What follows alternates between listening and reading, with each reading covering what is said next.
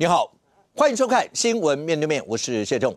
来，一看就为你介绍今天要请到的特别来宾，左边第一位台北市议员简舒培，大家好；前民众党中央委员张玉善，5个好，大家好；时事评论周友航老师，大家好；右边为你邀请到台北市议员李博毅，大家好；资深媒体人邱明玉，5哥好，大家好；资深媒体人黄明。大家晚安。好，那大家众所瞩目的柯文哲，民进党主席柯文哲主席案子，今天北检千呼万唤，终于出来了。OK， 上午10点钟的时候召开记者会，然后公布了包括柯文哲整个案子的起诉书，包括里面的4大罪，然后总共具体求刑28年又6个月。OK， 当然不同的罪有不同的一些求刑。那包括在起诉书里头，整体包括起诉书，好，这是后来公布的。这是起诉书哦，起诉的内容呢，这一份大概是190页左右 ，OK，但是加上为了包括整个附表啦、证据清单，全部加进去的话，起诉书总共890几页，将近900页。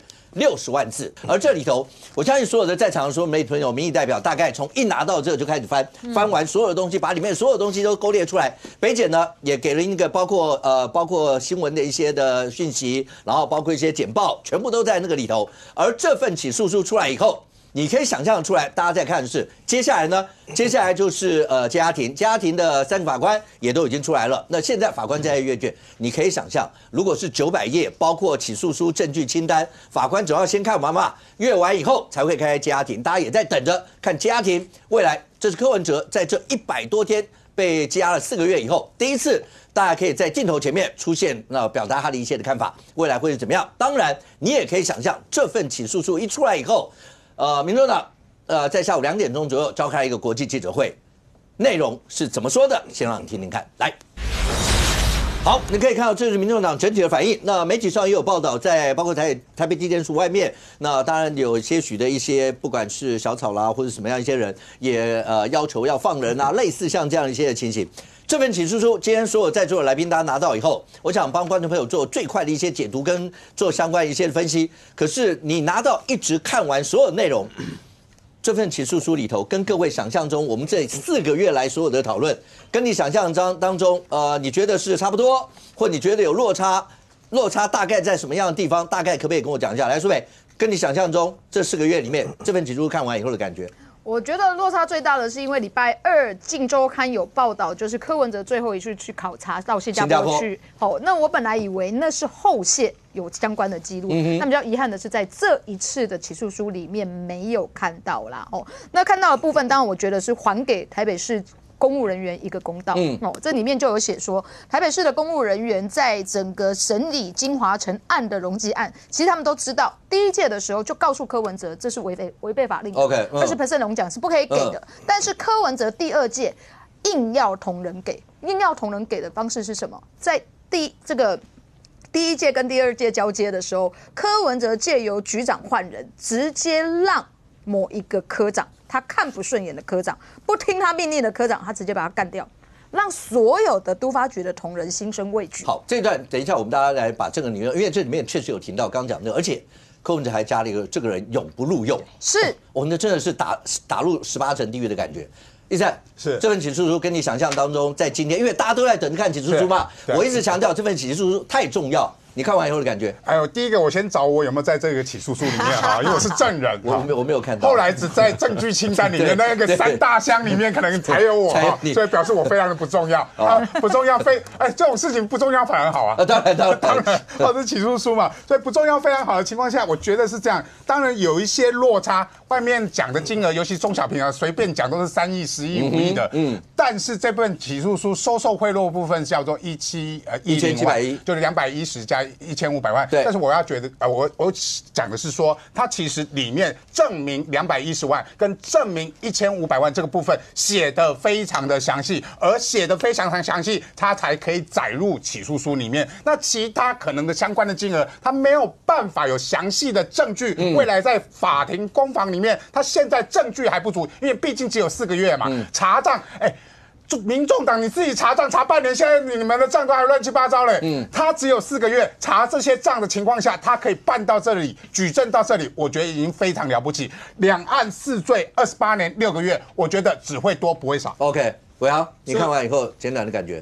我的直接的看到的点是说，为了要证明呢1500是钱，哇，检方真的巨细靡遗问了一大堆人，分别去证明每一格的意思是什么，所以大家可以看到非常多有意思的小故事啊，包括那个飞轮海啊，就是踩飞轮啊，然后在旁边摆了300万，这个对话过程有如小说，但是可以看到精细之处。其实从这边可以看得出来，我认为柯文哲知道这个钱不能收，因为人家跟他有任何对话，他那谢谢，好，再见。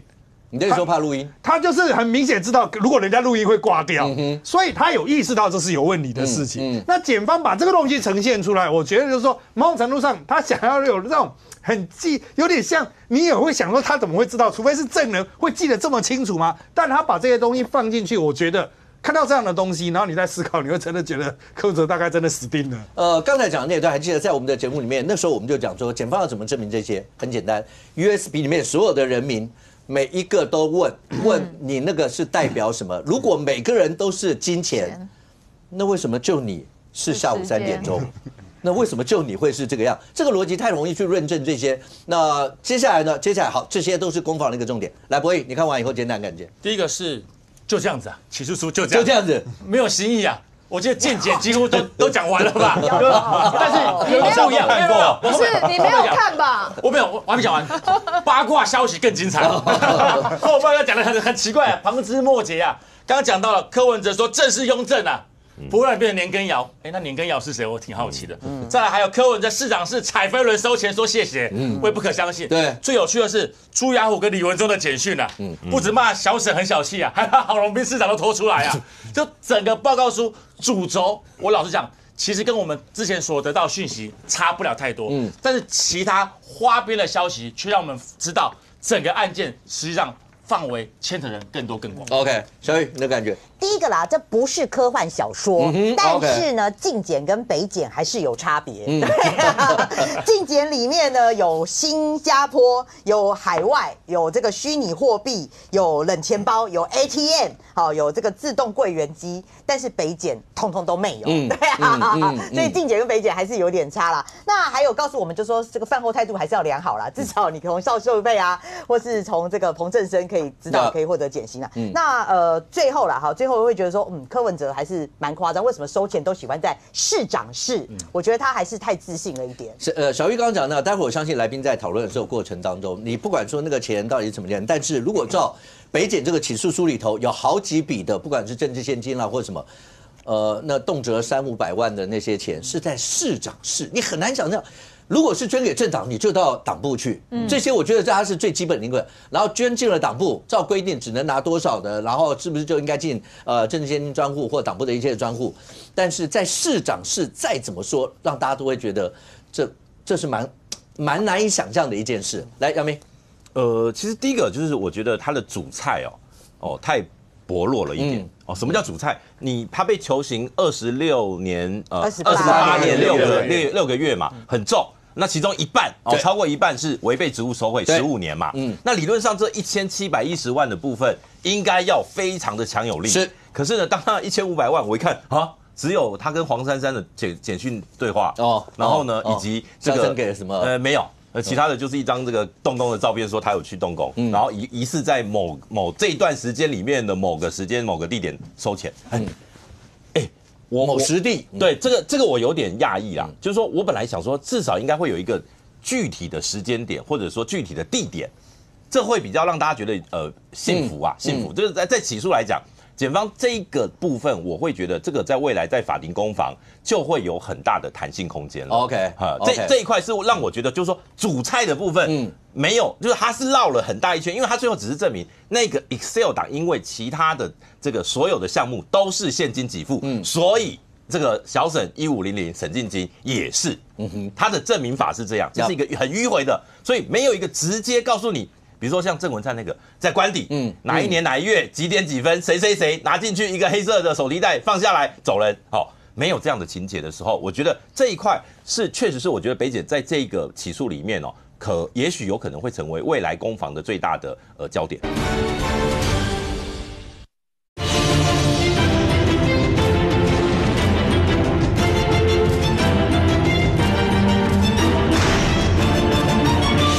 我觉觉得这一块确实是我觉得北检在这个起诉里面也许有可能会成为未来攻防的最大的焦点。OK， 杨明刚讲这段，所以你可以想象为什么在起诉出来以后，包括黄商会直接脸书就直接发文。刚才你看到国际记者会，民众党全党几乎就从中央委员以上就直接告诉你说政治追杀，然后司法不公，所有这样一些情形。那馆长直接发文就讲说，他看完起诉书以后，他觉得他没有挺错人 ，OK， 那他觉得对，那柯文哲就没有拿这些类似像这样一些词，但整个过程好，让观众朋友知道一下，每次看我们节目，主要让大家有一些收获。起诉书大概是这么多190页左右。那为什么整个是将近900页，然后包括60万字？因为这起诉书，如果你有机会看到的话，你里面看到的每一个人名，接下来大概都会出现在附表的证人证据清单那里头。譬如张义山，然后在什么时候我要他作证的时候，他的描述供述是什么这些，大概都会在那里头。这里面人名之多啊！你可以想象北检办这个确实花了很多的功夫，人名之多，所以后面的附件跟那些会这么多的原因，会比起诉书本文要来得厚这么多的原因，大概也在这个地方。可是这件事情一直到现在，为什么民众党现在整体会感觉上用满血活回来那样的感觉，直接对呛了赖清德政府，直接骂了北检，所有这些都是这样。一善是有没有听到刚才黄章讲的，刚才林富兰讲的？政治追杀，莫此为甚，就是这样。对，我要先讲的就是收受贿赂的部分，有证据的部分。好，证据到哪里办到哪里嘛。目前证据就是办到这里，就是 Excel 档的1500小省，就不要说这个叫做时间了，就是金钱。为了佐证这些金钱调了多少人去问，也查出很多的案外案。这些案外案包含背信跟所谓的公益侵占的部分，都是这些案外案嘛。那个飞轮海就是案外案啊，飞轮海就是300万嘉义文人呐，跑去里面，结果送了300万，还夹了2张纸，不怕被人家发现。结果送进去以后，他骑着飞轮说：“谢谢你，7个字，好，谢谢，7个字。”一个字一字千金呐，1个字将近43万呐，300万只获得7个字而已，这就是柯文哲啊。市长室那个叫市长室，那不叫市长室，以前我们都叫做上书房。上书房那不叫收贿，以民众党的标准，那不叫收贿，那个叫做纳贡。我就纳贡，所以皇上就给你7个字而已，300万太少了啦。别人都多少，这就是柯文哲的心态啊！所以写在起诉书里面，为什么写了那么多？他自认为皇上的一些口谕也好，上谕也好，就是柯文哲独断独行，所有的制度都按照他的发明去进行的，所以他知之甚深，而且独断独行，对所有人都直接指挥的。所以你不要说你不知道，你不吐实，但是大家都知道，你就是最后的那个最终的决定者。那所以1500万之外，他还查到所谓的沈清清有汇出1600，领出1600万啊，所以拿这个1600万是不是就给了这个1500万这部分的现金？这个在时间点上对得上，所以他只做这个时间点上交付了汇款的一个相关的证明。另外210万就是我做证人的时候，他也问我这个210万的部分，210万当然我没有经手。但是他要问的是说，那是不是柯文哲的募款责任额？而募款责任额的制度是怎么来的嘛？募款责任额的制度就当初因为柯文哲要求无视人间律法嘛，就要求你们每个立委，你是我派的2个助理要捐到我党部来给我用。我说不行嘛，因为助理就是在国会工作，不能捐这个助理，所以可以折抵所谓的募款责任额。立委是120万。党主席就是150万，加上他是市长也是150万，所以加起来是300万。而这210万透过7个人头进到政治现金里面，你就不能说我是为了民众党，我是为了柯文哲的募款责任额，所以给了这210万嘛。而这210万透过人头就是金华城给的，而且朱雅虎有相关的手机的简讯做记录嘛。另外来讲，就是违背职务部分这1500万，它还包含图利的部分，你盖了多少的章，而这些时间点跟你收受贿赂的时间点是一致的，这个一致性就会变成在未来法庭攻防里面这1500万最好的一个证明哦。另外，在公益侵占部分，公益侵占部分比较有趣的是说，他所有的刚才除了飞轮海这个部分，本来人家进到你要捐给政党嘛，我说我要修房子，好，我就给你啊，给你要给他证明啊，捐款证明没有。一定是党部没有收到任何的款项，所以他才把它列为公益侵占或背信的部分嘛。背信的部分就是因为你是党主席，所以我要捐给你的政党的，结果你没有纳入所谓的政党的现金里面，你就叫做背信。那公益侵占更夸张了，众望基金会就是一个公益侵占最好的例子嘛。公益侵占包含了众望基金会，他把他私人的助理全部去领众望基金会的薪资，然后还包含木可公关公司，我们谈了很久的权利金的问题，450万给你柯文哲的户头，他干什么你知道吗？竟然用了244万去买股票，所以柯文哲不止买商办啊，还买了股票啊，用了450万去买股票。你其他的叫做另案侦办的部分，就是我们之前谈到的所谓的折扣码。折扣码终于出现了，在所谓的起诉书里面写到，这木可网红的带货能力评比，就是被这4人小组4人帮跑去做证人的时候，写在起诉书里面。第一名叫做陈志涵，拿了7万块；第2名叫黄静莹，拿了5万块；第3名叫徐府，拿了4万5千块；第4名吴怡轩非核心是要加油了，只拿了6000块。这个当然说，你可以说为罪不罚，但是检察官已经在他的起诉书里面写了另案侦办，表示说我本来可能为罪不罚了，但是你的饭后态度竟然批评我检廉不懂的时候，我直接讲。我检廉怎么可能不懂？我自己做过网红，不是做过网红，我自己创造过所谓的扁帽工厂的执行长嘛。所谓的竞选商品跟所谓的选举之间的关系非常清楚，检察官也非常清楚，且起诉书里面也写得非常清楚。募款小物就是竞选经费的一个部分，而这个部分你必须拿来作为竞选，你不能拿来当成是私人的公司的财产嘛，所以他才把木可的4000多万全部扣押成犯罪所得。而柯文哲多么夸张，我们之前有讲到 QR code 直接到木可公司的这件事是怎么来的？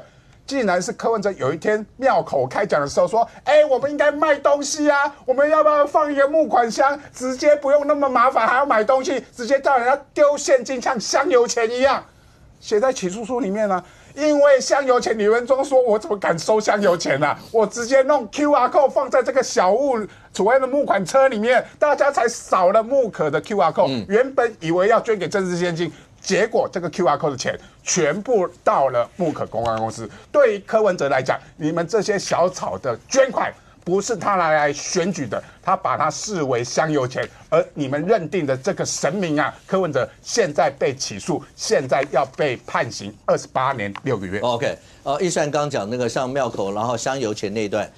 详见起诉书第128页。哇 ，OK， 好，在那个里头，好不好？你可以看一下，你看了那个，你会觉得他跟李文忠之间的对话，就是你们这对话怎么会是这样的一些的对话 ？OK， 就是刚刚讲的，那干脆把车开到那个地方，弄一个箱子，大家往里面丢，就像香油钱，类似像这样的一些的对话，好不好？详参128页。可是今天所有的起诉书，我相信这几天大家都会关心这个起诉书的相关的内容。但小玉，是今天有一则新闻出来，我翻遍了起诉书，我没有看到这些相关内容。对，有一则新闻说，陈佩琪在抱怨说家里面为什么有这么多的一些钱，还记得吗？那个时候就有人讲过说，是不是有嘉诚去作证？然后讲说什么陈佩琪抱怨说家里有什么，我们还讲说那个议员不是台北市议员的议员，是那个1两页议员。对，结果这则新闻讲说，柯文哲家里面通常现金会有个6000万到3亿，我听了很讶异，我翻了半天我也没翻到，为什么？为什么有这个新闻？因为今天这个有一个媒体的报道，而且是独家啦。我先讲就是说，他说这个是扯到陈佩琪跟柯文哲夫妻吵架。通常夫妻吵架都会只是吵说钱太少，或者老公没给钱。对啊，贫贱夫妻百事哀啊。没想到他们吵架是因为钱太多，多到就是说陈佩琪说你赶快给我搬走啦，家里放这么多钱。然后这个耸动的报道是写说家里放了6000万到3亿不等，然后陈佩琪很生气，叫柯文哲赶快把钱搬走。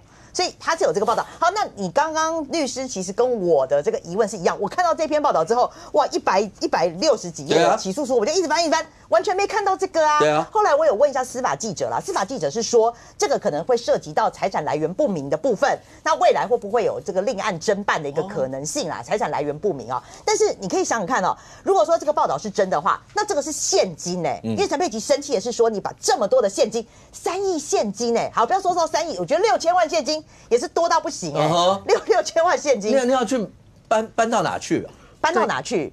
对，因为那个报道里面讲说，他每一次都是叫橘子东搬西搬啦，从家里搬出去，从外面搬进来。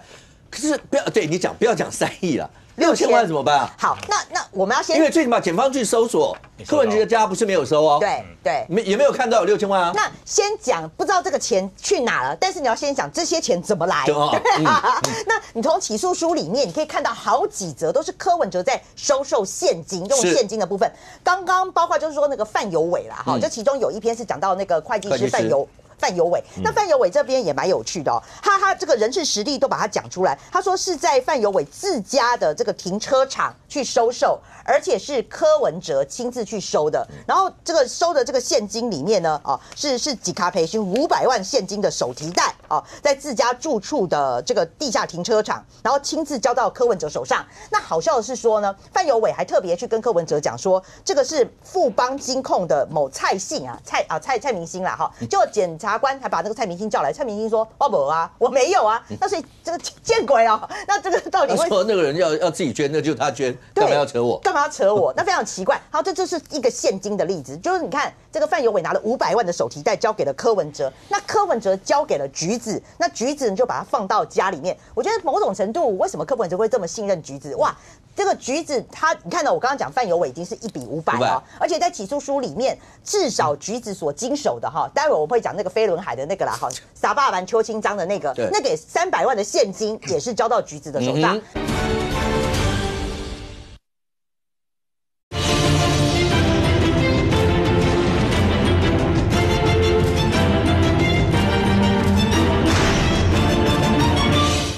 至少橘子所经手的待会我会讲那个飞轮海的那个啦哈，撒霸完邱清章的那个给300万的现金也是交到橘子的手上。那另外还有一个这个光是新故乡还有一笔400万也是交到橘子手上。橘子看起来都是第一时间先把它放到柯文哲的家里面。那你还不用讲，这里面还提到那个妙天妙天给了柯文哲也是1000万现金，让他去成立这个新故乡。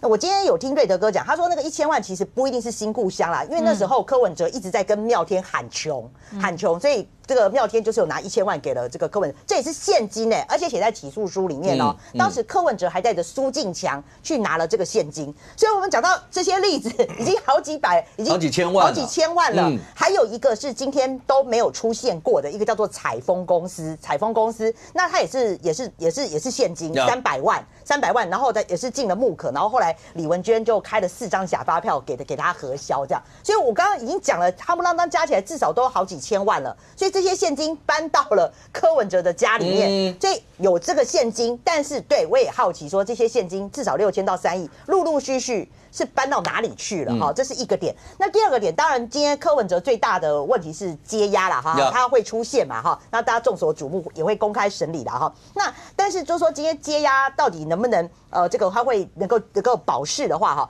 还有一个重点，我觉得比较对他来讲一个很大的挑战，是因为起诉书里面写了很多他灭证，写他很多他灭证的相关的，而且那时候大家在讨论灭证的时候，大家不就在讨论说那个证据怎么留下来的？不是已经灭证了吗？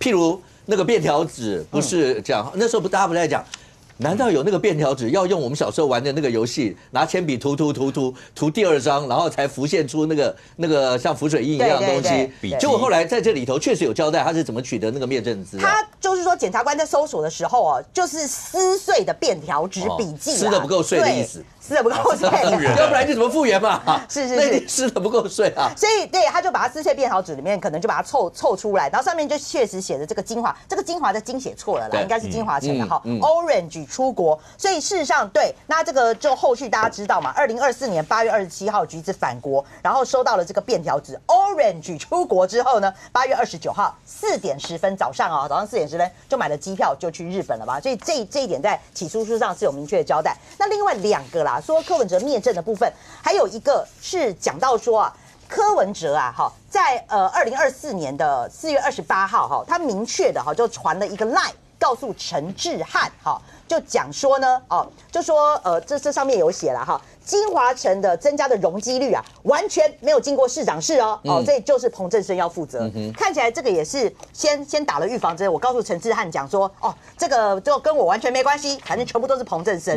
那最后一个有讲到灭证的部分是说，柯文哲当时有一个葛树人，他的顾问就传简讯给他，跟他讲说，现在好像蓝绿都会打一堆乌贼战要来抹黑你，就叫他小心，叫他说最好把一些莫名其妙的简讯先把它删掉。然后另外起诉书也有写到说，沈庆金也有传简讯给柯文哲，跟他说他已经把他们2个之间的这个简讯都已经删掉了。那柯文哲有回他说，对我也删了。所以从这个一些我们从起诉书里面看到的事证说，柯文哲有一些灭证的一些行为，所以会不会到这个成为他今天能不能交保的一个关键？因为在接押还记得那时候媒体上对《镜周刊》那时候列了所谓的4大罪里面的时候，里面最后有一个叫灭证。我那时候跟观众朋友讲，那个灭证啊，不是要去论他的罪行吧？我觉得列出灭证的那几点，重点应该是为了接押庭摆下一个伏笔，就是他有这些情形。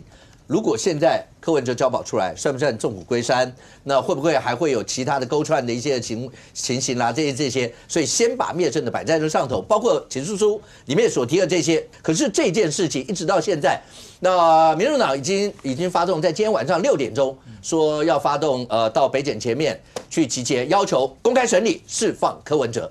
公开审理这其实大概不太需要要求了，因为本来就应该要公开审理。但释放柯文哲显然就是这一次他们今天晚上6点，民众党在北检前面集结最重要的一个诉求。而这个诉求，那会对法院造成压力吗？会是有什么样一些情形？后续大家会观察这个重点。好，如果真的这样讲，刚才杨明在讲这整个起诉的时候，觉得主菜刑求15年的。那基本上那是在于收贿那部分，可是你刚刚讲那1500万，你觉得后面大家有得打？有得打。其实北检这份起诉书里面花了最多功夫在写的，应该是图利这一块。对。各位，你知道北检这一块大概已经把活脱脱你看完以后，你如果能够有那种想象空间，你活脱就把这整个金华城的案子从头到尾走了一遍。包括那个过程当中，谁哪一份公文上来，谁的公文写到哪里，被谁退了回去，中间在哪里又开了什么会？你如果照着走，你活脱就把这整个金华城容积从300多，然后392一度到840，所有的过程你大概全部都已经看完了。但是苏培，这一段其实是一开始大家讲图利嘛，图利你要让他知道他有明知这些东西啊，然后那个过程他不都讲都是都委会吗？包括北检今天所有的那个 Q&A 里头。也有提到这一点，为什么都委会的委员都没事？柯文哲为什么要这么重？陈佩琪当初出来喊冤，也有提这一点啊，不是吗？是啊，柯文哲说他是医生啊，都市计划他都不懂啊，都是彭正生处理的啊，都是都委会委员审理的啊，跟我什么关系？所以今天的起诉书里面证实了这一件事情，因为有图利，所以才有违背职务说贿，才会有相关的问题嘛。好，因为如果没有图利，就没有违背职务说贿，他就可以是说他是政治献金，那事情就是大事化小了。但是处理这一件事情就是最重要的，所以今天在起诉书里面，检察官今天早上北检开的记者会里面所做的简报，其实他最重要的也是放在这里面。第一个，他的简报第一页就说，柯文哲是明知都更法律及金华城非属都更案。他是知道的，怎么知道的？他在106年4月26号召开所谓的居住正义第5场的论坛的时候，就把金华城的案子放在这里啊。他就说啊，他不是都更区域啊，所以他是个案审理，所以他不能用都更区域，所以他知道金华城不是都更案。再来，把所有的明知道他所谓的这个知道金华城有要求12万平方公尺的这个楼地板的部分，在柯文哲第一届的时候其实被驳回，而且台北市政府有跟他打官司，在所谓的2020年3月10号的时候，柯文哲还批示速审速决，但在同一天。站在同一天，柯文哲就在议员的便当会里面叫金华城把陈情书送上来，而同年的4月15号就要求都发局重新送都委会讨论。所以他明明知道违法，明明知道他不适用都更，还让他重新受理、重新讨论，甚至在整个审理的过程当中，还要求这个行政官司要速审速决。另外有一个部分就是这个部分啊，其实是所谓公展啊的这个相关公文里面的签呈里面的附件。这个附件啊，其实很有趣。这张黄色的部分是李德全，就是当时台北市这个副秘书长李德全，他旗封章哦，压在这个地方很淡，压日期，然后就是李德全。为什么？他写的内容就说啊。这整个案子里面，都容积奖励啊，跟都这个容积移转啊，必须要有一致性，而且要依照土管条例的方式去做进行。那不应该个案去做处理。柯文哲有没有看到？柯文哲有看到因为他签的时间是11月1号签的，柯文哲是11月11号签的，所以李德全有没有告诉柯文哲？这个案子不可以这样办，这样办会有图利的问题。有公务人员跟你讲了，也跟你说了，为什么你柯文哲还签章？而这一件事情最后签的人就是柯文哲。柯文哲签了之后，整个金华城准用都更条例，就是这一份文全部送去公展的所以这个在整个里面。第一个就是要去证实柯文哲明明知道这不可以给，但却硬要给，而且他检察官为了要证实说所有台北市的公务人员是被柯文哲逼着要去做核准这一件事情，还把之前我曾经在节目讲过的，有一个同仁明明不是金华城案子，但他却被检察官约去做证人，就是为了这件事情。就是那个科长，结果后来被拔掉，对，被拔掉，然后就是因为他违背柯文哲的意思，然后柯文哲还加了一个这个人永不录用。没错，他那时候他的案子是什么？他那时候是坚持台内湖的所谓的工业宅不能放宽，不能用代金，然后让它转为住宅。这个科长说，如果你要我这样做，我不可能。柯文哲生气摔笔，然后要求当时的黄锦茂，那时候已经从第一届变第二届的时候，黄锦茂上任，他当着黄锦茂的面要求把这个林姓科长把他拔关，而且永不录用。这个同仁后来被调去台北市都发局，把他调到那个议会担任府会联络人，所以所有的人都非常的压抑。那检察官约他去，就是要证实邵秀佩明明是一个专业的公务人员，为什么在整个案子审理的过程当中，并没有把自己的专业告知市长，然后让市长去核准这一件事情？他其实要证实的就是说，我不是没有讲，我是讲了，但是我怕柯文哲骂我为了能够在这个位置上面能够继续工作，我只好同意他。他其实要证实的是这一件事情，所以也再一次的显示说，柯文哲在整个过程当中真的是一意孤行。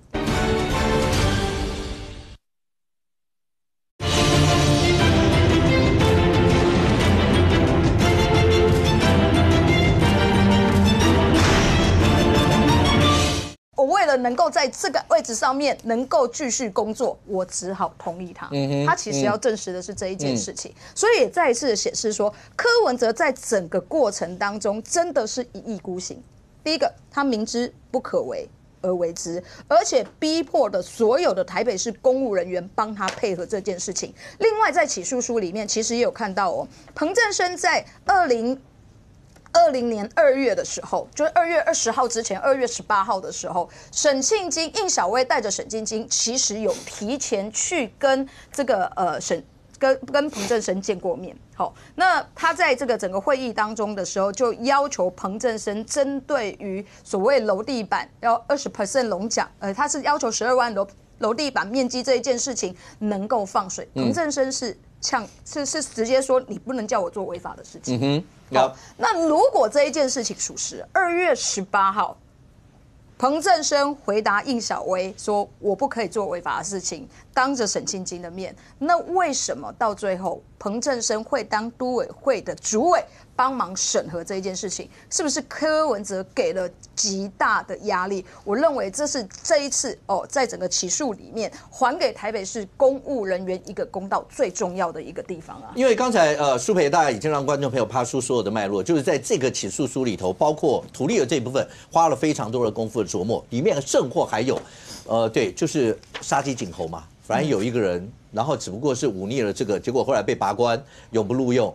那后面的人，大家大概就看着，我也不想当第二个烈士。然后甚或这里面还有描述到，就是签公文，公文签上去，有2个在里面，一个就是对方要求和解，另外一个就是对方讲说，那是不是把这个案子送都委会？结果承办人不愿意这样干，文送上去以后退回来，再来一次又退回来，然后好吧，那不得已和解不可能，因为都已经写了，这时候和解干嘛呢？然后就讲说，那就保留送都委会。这时候就过了，承办人也不是傻子。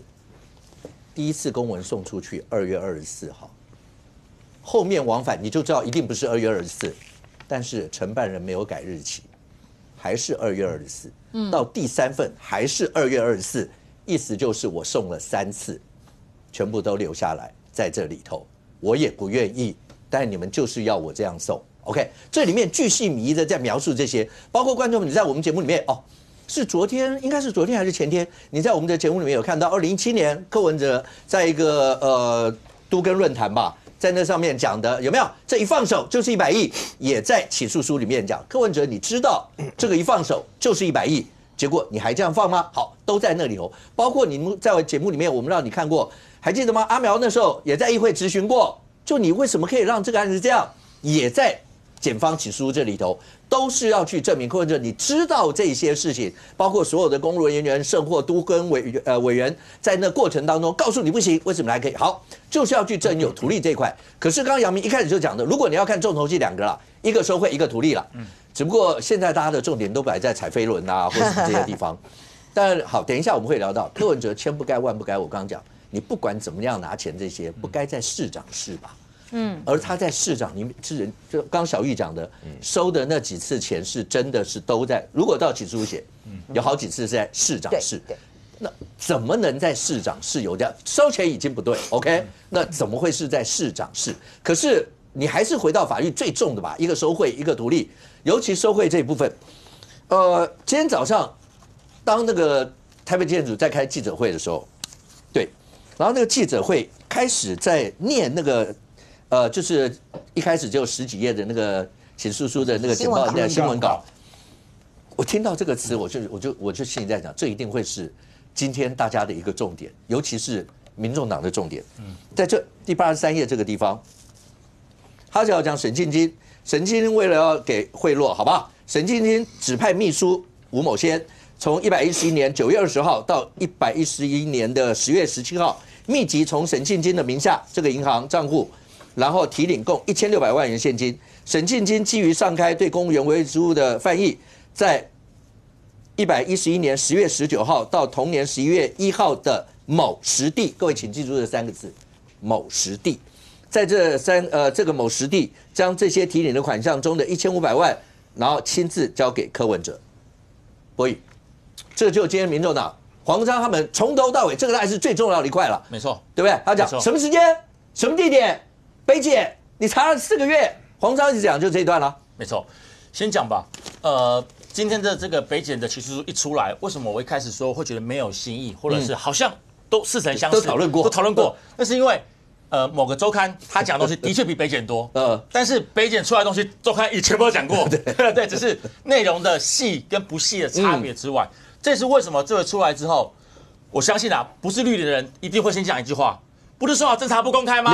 我现在变侦查全公开，对我全部都听过了，搞什么东西？这个部分我个人建议剪掉，真的好好查一下，这真的要查，因为这实在是相似度太高了，对，表示真的有人泄密，是谁泄密要查清楚啊！因为柯文哲这么重大的案件，不能够把它当做一个媒体来哗众取宠的工具。我觉得这个一定要先查清楚。再来就是整个过程当中，老实讲，民众最想知道的是什么？就是柯文哲收受1500万金流的证据。这最重要，消息1500嘛，讨论非常多，但好像在这次的北检的起诉书里面没有讲得特别清楚。刚刚小武哥已经讲非常清楚，第一个就是111年他收到这个钱的时候，某时地代表什么意思？不晓得何时，也不确定何地收了这个钱，这是第一个讲得不清楚。再第二个，他的那个沈清基的秘书啊，他提了1600万，但是柯文哲的1500应该是1500万，我个人也认为是啦。金额实际上并没有对拢，就是说不管他钱怎么花，但金额不是直接对拢的。在第三个，他完全没有提到这1500万在哪里，这1500万跑哪里去了，他完全没有提哦。所有东西都是减掉以 Excel 档的推论，认为小沈这个就是小沈1500是贿赂之用，是推论哦。所以这个问题会非常的严重，因为整个里面都是北检个人觉得是，那到底是不是？我跟各位报告，以柯文哲的律师团队的强悍度，这在法院还有的打。我跟你讲，这不是代表柯文哲一定有罪哦。尤其是这次北检还出现一个让我觉得很奇怪的地方，柯文哲这个案子，我相信大家等了很久啊，到底起诉书内容是什么？所以今天早上刚刚大家知道要开这个记者会的时候，我相信全台湾的所有记者跟国外记者都到齐了。结果北检不给提问，给个 Q&A 资料，让所有记者回去自己看。这个在外面也质疑很多啊。他们认为北检是不是心虚？所以不敢直接面对面的接受记者挑战与提问。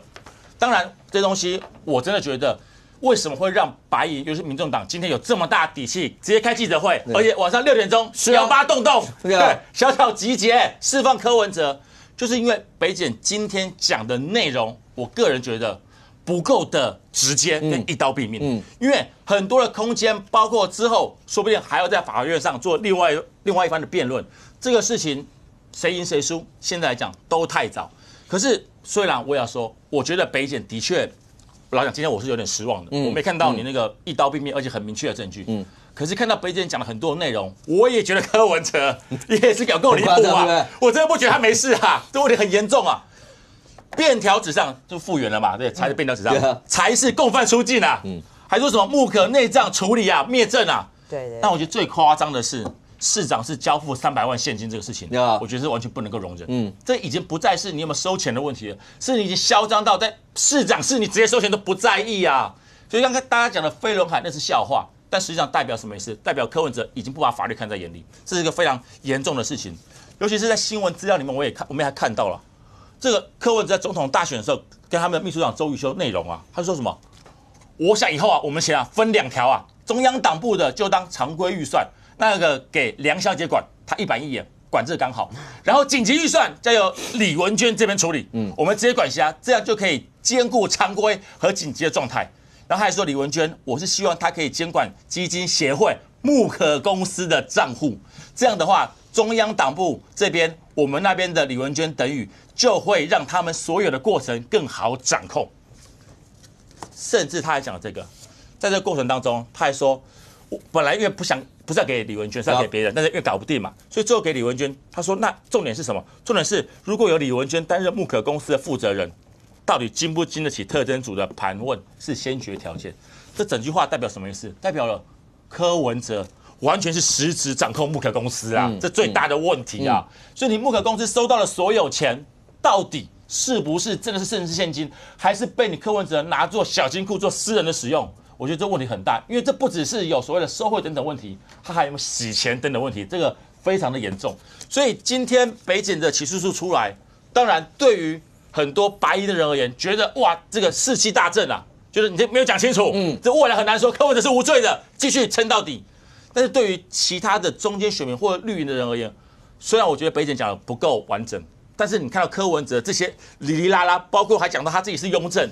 我觉得大家听起来都觉得荒谬啊！这到底是你真把自己当皇帝啦？你年羹尧到底是谁啊？你从来没有把他刺死啊！所以这东西真的凸显了柯文哲，包括民众党从他们一路以来的成长，心态膨胀到什么程度？已经完全不管其他人，认为他们自己就是老大，连律法都不管。所以接下来未来会怎么去演，我不知道。可是我只能说，最近不是有个鱿鱼游戏第2季要开始了，柯 P 游戏也要开始了，第2季要上演了。从现在柯文哲到底好难玩啊！但是我觉得精彩度会可期，太厚，因为很简单，柯文哲到底会不会被继续延压，或是第2季的第一个最重要的阶段，而未来最后柯文哲会不会被判罪，或者是民众党能够全身而退？我觉得未来精彩可期。OK， 这整个看起来的话，一直到现在，刚才所讲那些的内容，尤其在市长室，小玉刚刚前面有讲，因为市长室收的看起来还不止1笔，OK，那这些也是让大家觉得匪夷所思的一块。可是整体来看，如果以那几个，第一个图利部分，检方显然在这部分巩固的非常多。那收贿的这一部分，就刚刚来宾有讲的，这一部分在未来论证上面可能会有一些的攻防 ，OK？ 那接下来当然就是说侵占公益，就是政治现金啦，包括其他的这些在那个里头，未来当然，可是整个来看起来的话，检方当然花了很多的功夫去做这样的一些资料的巩固。但我想是，如果第一个你自己在看这整份题目，你的重点摆在哪一块？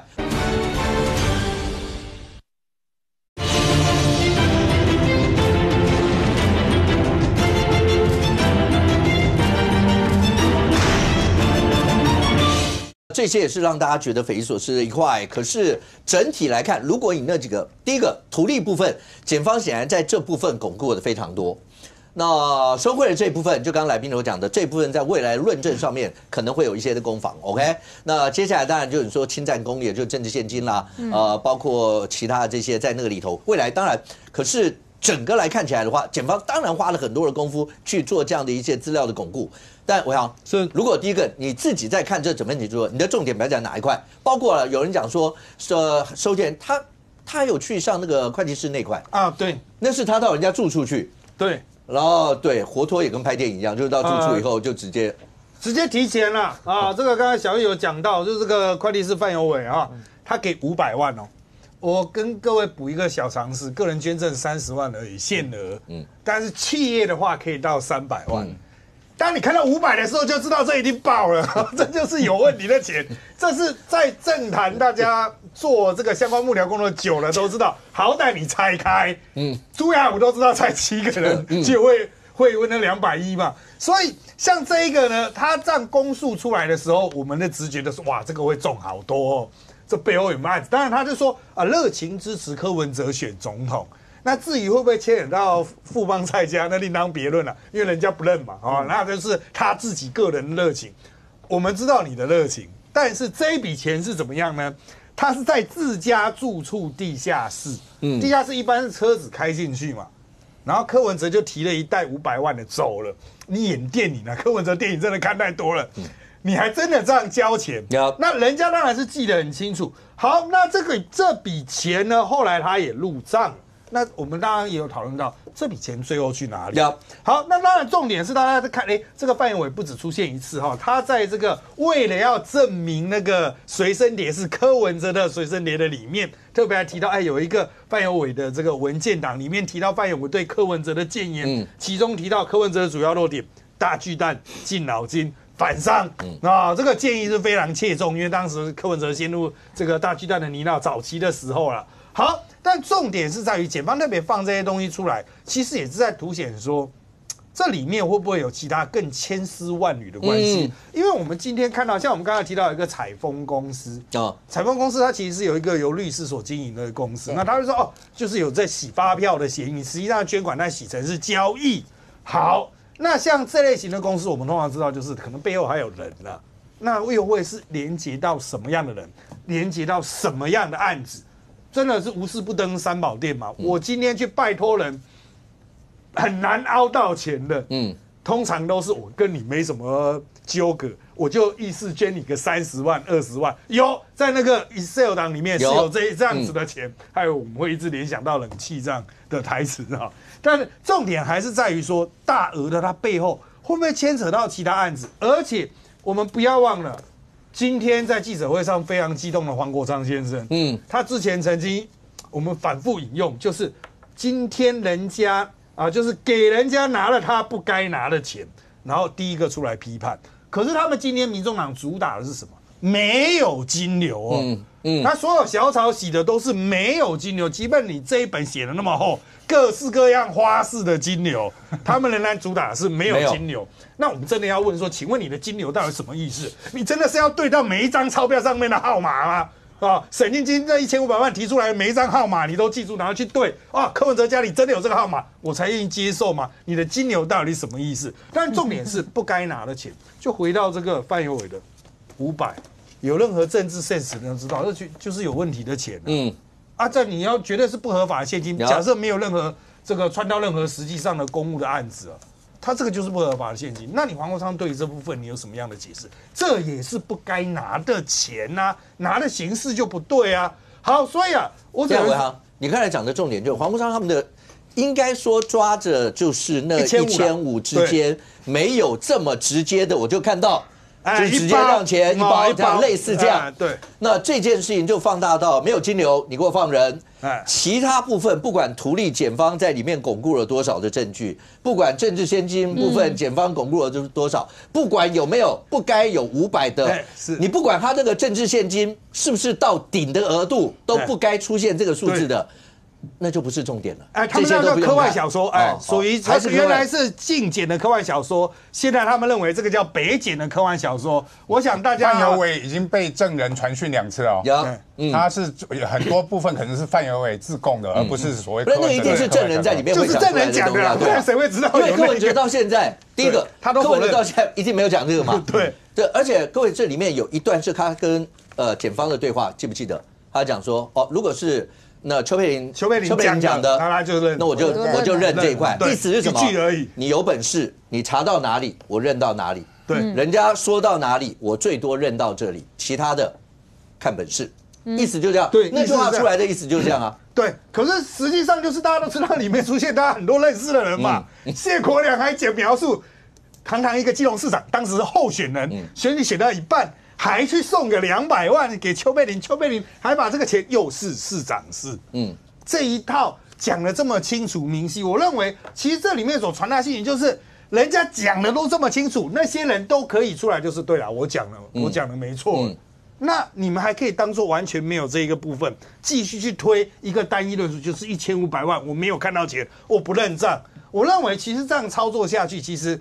大家再继续再纠缠都没什么意思，人家都已经直接在起诉书里面提到了，柯文哲都跟陈佩琪讲我们就是要弄成政治迫害，他都已经讲得这么明了，那接下来他还会是讨论法律问题吗？他就完全是变成纯粹的政治攻防。好，杨明，你刚刚从一开始就点1500万的那一块，是那一块，你觉得在未来攻防上面势必，我也相信简便之间对那一块一定是个重点，求刑15年的当然也是个重点。好，除了那一块，好，你就那一块还有相关的看法以外，还有哪一部分是你觉得在这里头，在未来会是大家论证的一个重点？那个不管 USB 行动硬碟或者什么这些东西，其实是所有检方发现很多内容里面是从这里面出来的，对不对？对，其实我必须讲这你看完那整个这个起诉的内容你就觉得哇，柯文哲基本上就败在那一个行动硬碟不管他是说 USB 还是什么，对，那一块行动硬碟，那个光是这100，我们刚刚讲100，其实因为那个190几页那个档案里面有大概30几页是这个朱雅虎的还起诉书，对了，所以呢，那不算他的，对，我们要扣掉，所以大概160几页，对，里面就有10页是在描述这个硬碟里面有什么，对，很重要然后呢，这个硬碟第一层它还告诉你，我们把它这个勘验的之后呢，第一层资料夹有什么呢？我告诉你，有这个2024有一个叫 Class Data 什么 Image Photo 台北市长、民众党还有给柯市长的档案8个。好，那这8个里面呢，他他就开始告诉你我点进哪一个这个资料夹里面会有什么？比如说他就点进 Photo Photo 里面呢有一个叫做 Mine， 就是我的这样的一个档案的资料夹里面呢就会有一个资料夹叫 Past， 就过去的，对里面就有柯文哲用年份去命名的资料夹比如说呢有他幼稚园的照片，有他小学的照片，有他去成功岭大专新训这个军服的照片，还有一个资料夹叫 Wedding 所以是结婚的照片，婚礼照片。那当然，我觉得这个检方他为什么要写到这么细？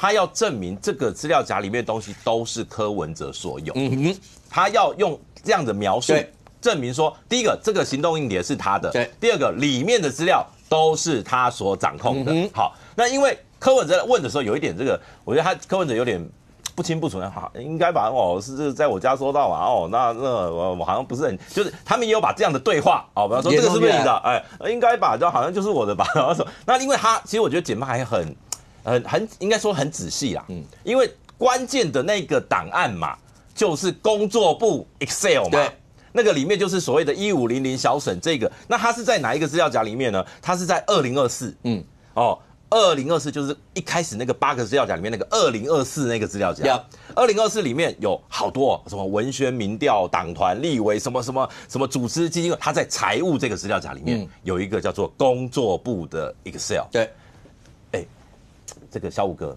如果你有一个资料夹叫2024，你会是去年整理的吗？应该不会啊，应该是今年才把这个档案放进去嘛，对不对？那也就表示柯文哲。他还真的很认真在弄那个行动硬碟。你从这个硬碟你就知道，这就是他的人生缩影。这一块硬碟就是他的回忆录。原来他回家没事就弄这个。那他已经把这个以前的资料还把它放进这个2024我们的财务的状况要丢一个这个档案。好，所以呢开进去，检方还说这个的作者，因为每一个档案都会有一些那个基证比如说这个那个修改人叫做 Wen， 然后呢，检方还很煞有其事找证人蔡壁如。来，这个 Wen 是谁？就你所知，Wen 这个 Wen 会是这个，如果在电脑上面有 Wen 这个，应该是柯文哲。蔡壁如就是说，这个应该是柯文哲。好，那他主要是要证明说，这个档案就是柯文哲在编辑的。好，所以呢，这样的一个硬碟，在这个案情里面，变成说柯文哲某种程度，我觉得是自证己罪。我说在很多的基证。全部是由这个里面来的，比如说刚刚伟航老师提到的那一段范有伟的这个硬碟里面也有一个档案叫范有伟点 DOC， 对，然后内容就是讲你要给他建议，2018年我给你的建议，你有3个缺点，大巨蛋什么反商什么的，喂，柯文哲对这些建议都会留下来耶，然后所以那个检方也很，我觉得有点刻意，把有一些东西写出来，比如说刚刚我们讲到了。有一个档案叫正点 DOC Word 档家训，正是那个皇帝那个正家训是在家训这个资料夹。好，我把那个我要把那个路径我看得懂了，就资料夹你要怎么点进去呢？第一层叫做 data， 从 data 到 memo 到KO 再到家训，你就可以找到这个档案。那这个档案点进去然后检方就摘要了一句话嘛，就是。正是雍正帝，但不会让你成为年羹尧。好奇哦。然后呢？可是，在另外一个资料夹里面，有一个叫做上谕，谕是那个皇帝的那个谕。对。里面又有讲说，朕不是明朝万历皇帝。这等一下我都可以解释，我都听过。好，那又有另外一个档案叫做满意度的建议啦，这样的一个这个资料夹里面。检方又摘录了里面几句话，等于说柯文哲很喜欢把一些这个可能人家给他的一些建议或什么把它剪进去。他说，第一个不要再说1450，请说某些社群，这是2020年的档案。好，然后呢还有说什么很多人劝老板不要乱发脾气。我是在想说，不是检方把这个东西写出来的用意，是不是某种程度上我在想除了政治就司法的攻防以外。他也要形塑出柯文哲的性格，就是其实包括那个众望基金会的那个计划，也都是在这个行动硬碟里面。这也是黄昌在他抨击的其中一环，也是他的意思就是说，这些跟案情有什么关系？你为什么要把人家那里头跟案情无关的？就像你刚刚讲，可是我想杨明刚刚讲的是北检你可以想象有谁，这就刚刚起诉书147页嘛，有谁会在里面讲上谕？那跟他讲话要用金上吗？金上，您什么？正是雍正帝，但绝不会让你成为年羹尧。我不知道张一下，你是不是年羹尧？当然不是，年羹尧就是蔡壁如了。他是蔡壁如所以他就又传简讯给蔡壁如说：“今天你上节目这讲蔡壁如陈义奇君死罪。对，要是讲我的话，我大概死140多次了。每天都在说陈义奇君。刚刚讲那个是在起诉书里面也有写到，他看蔡壁如上节目，然后看完还是跟蔡壁如讲，对吧？我看到你上节目了。”后面那几句话就是刚刚易善讲，易善再讲一次。诚意其君死罪，我死100次了。对，每你一个做臣子的，你怎么可以在上面去讲你的老板这些东西？逗点死罪哇！那这听起来，然后朕不是明朝万历皇帝的意思，因为万历帝25年不上朝嘛，他每天都7点半开会嘛。那为什么万历帝不上朝？万历帝不上朝原因是臣子会吵架嘛，所以我要忍受臣子吵架。关门放狗，我以前都常常在坐到最后面，他常常易善你坐最后面，关门放狗，吵架的时候关门，吵到为止，所以他就自称10次。他10次称帝，你就只是知道他这个性格。但是我跟杨明比较不一样，我觉得检察官在写这个所谓他的性格的时候，其实在印证一件事情：你不要说你不知道，所有的事情你无视人间律法，而且你是知之甚详，全部都是你独断独行，你自己设计出来的制度，而这些制度下面的人都奉你的命而运行而已。所以你不要再推给下面的人了。就是你的皇上有罪。OK。它里面还有一个凤飞飞，对，有一个档案叫凤飞飞，但是他没有讲内容啊。我想看。不是，可是那里头对他写的非常多。如果要讲到说，你还记得在当时的羁押庭的时候，包括在续押那个时候，柯文哲当然他没有提抗告，然后在续押那个时候，可是过程当中都有一个后来法院同意的原因，是因为说你对于这些东西知之甚详。其实，在整个起诉书里面，观众们可以看得到，那在起诉书里面有很多地方把柯文哲，不管是在竞选的过程，那个金流，包括说就刚刚讲到，连那些小物之间那个钱是不是，他连那个竞选小物已经卖到各地买不到了，他都要问李文忠说，那现在呢？意思说你们有捕获啊？有没有什么？选一个总统大选都已经到了那个时候了，不关心民调啊，关心业绩。对他没有关心票现在怎么样，他问说，他在关心钞票，对，都已经快买不到了。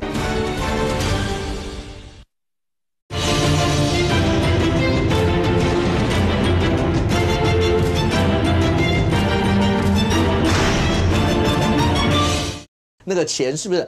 他连那个竞选小物已经卖到各地买不到了，他都要问李文忠说，那现在呢？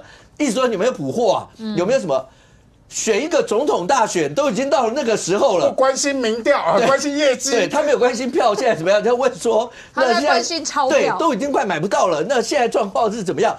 这个就是大家会觉得说，怎么会是这样一些状况？好，但不管怎么说，起诉书总是法律上论证一些的起诉书嘛。那你在这个起诉书里头，我就讲，当这几大案里头。不管从图利，检方去巩固成这样，然后但是收贿这一块，未来会不会是大家有的吵？然后所有这些，小雨，你刚刚前面讲到，第一个，如果从政治上讲，不单讲法律，市长室收钱，你还记不记得那时候在《金周刊》有讲到说有没有在市长室交付一些什么什么时候？对，那时候包括民众党一些朋友也有出来讲说，你们是当什么啊？对，你当公务员，全部都台北市的公务员，意思就是说全部都是废人的意思吗？怎么可能在市长室会有什么什么这些？但从这里面看，除非检方的那些东西到院方以后，全部都说检方胡说八道，要不然他真的就是这个样子啊，很多就是这个样子啊。而这是柯文哲，我觉得这整份起诉书，除了在法律认证以后柯文哲会不会被判刑这一块以外，他的人设在这块起诉书里面。会不会是他真的破局到了整个人设破坏到了极点？就表露无遗啊。我觉得今天起诉书最精彩的就是在这第154页了。话说了，就是说市长室交付其实写最清楚就是这一趴啦。其实他就是讲说那个陈银柱的那个政治现金的部分啦。然后陈银柱就是给这个他的助理邱清章嘛，然后邱清章就拿了300万就是要交付给柯文哲。那好，那这边呢真的写得非常巨细靡遗人事时地物都有。那他邱清章帮大家解释一下啦哈。他就说他选了一个他跟朋友有约的就是111年，就是2022年的10月24号，他亲自。小雨，你板子过来一点。OK，他亲自拿了一个板子，他亲自拿了一个这个给柯文哲拿现金给柯文哲哈。大家说他非常确定他拿给柯文哲是一个纸袋装，而且里面是300万，300万呢，然后把它捆成这个3捆放进纸袋里面。那我觉得这个人还蛮细心的他说他进市长室的时候呢他为了被人家他其实已经放在纸袋里面了，然后他还怕被发现，还特地再拿了2个 A4 的这个白纸盖在那个纸袋上面，然后走进去。我是觉得有事吗？你的钱已经放在纸袋里面，然后你还在拿2个 A4 白纸在盖着。是啊，我票进去的时候，你们从上一看就可以看得到那个钱呐，A4 盖在上头，好歹你不会一眼就看到钱。你要问我里面是什么乌鱼子啊？或是还有什么比较厚书啊，起诉书啊，不要起诉书嘛，茶叶罐、咖啡对礼盒送雍正大全呐，或什么类似这些给他。那你就心里有钱，你才会觉得是钱嘛？不知道啊，总是这样摆着，我怎么知道？他就这样做啊，他就放在纸袋里面，然后还为求慎重再盖2张 A4 纸哈。好，那继续，我觉得最有趣的来了。他说他进了市长室之后呢，然后他这个秘书出去，然后他就把这个纸袋，他就先放在这个茶几的这个地上，结果柯文哲当时在干嘛？柯文哲在踩飞轮就在那边踩飞轮，踩。然后呢，这个邱清章也蛮有趣，也蛮有意思的啦哈。他就说他把他的名片放在茶几上，然后跟柯文哲讲说，市长啊，如果你个人办公室有需要帮忙，我是代表基金会来看你一下的啦哈。然后柯文哲就还是踩着他的飞轮，看起来就有点像睥睨一切，说就一下这样哈。然后后来就没有接话，那这个邱清章就觉得说，我拿钱给你，那这样子你好像也没有别的意思，然后他就只好自己还找理由说，我跟别人有约要吃午餐，那我就先走了。然后柯文哲继续踩他的飞轮，就说，好，就这样。